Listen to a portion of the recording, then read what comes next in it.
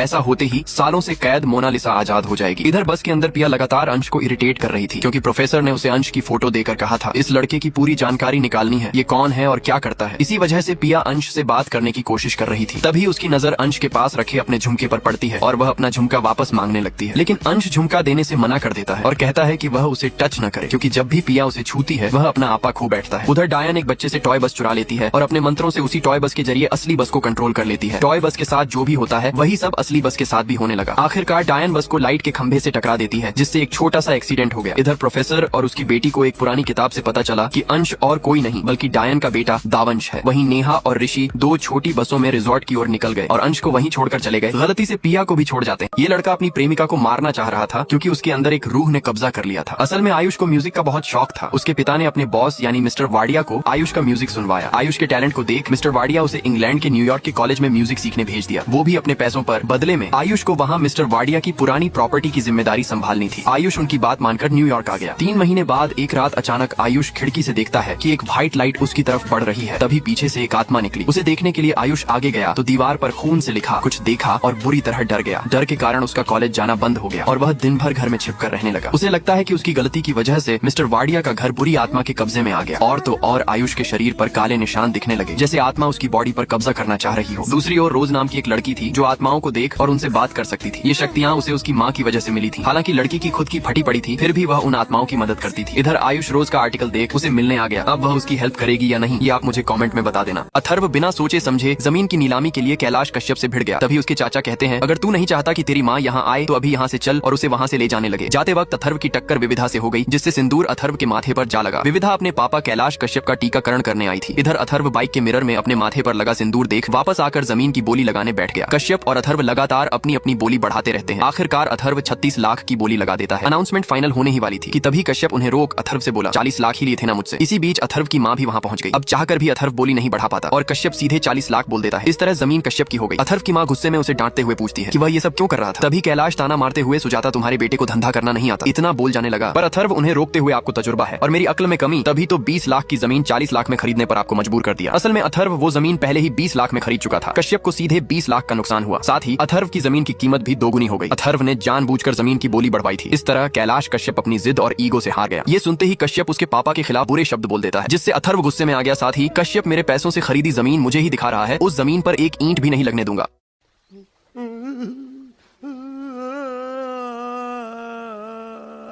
हमको मारो, हमको जिंदा मत छोड़ो सालो। हम कोई मंदिर का घंटा है कि कोई भी आके बजा जाता है।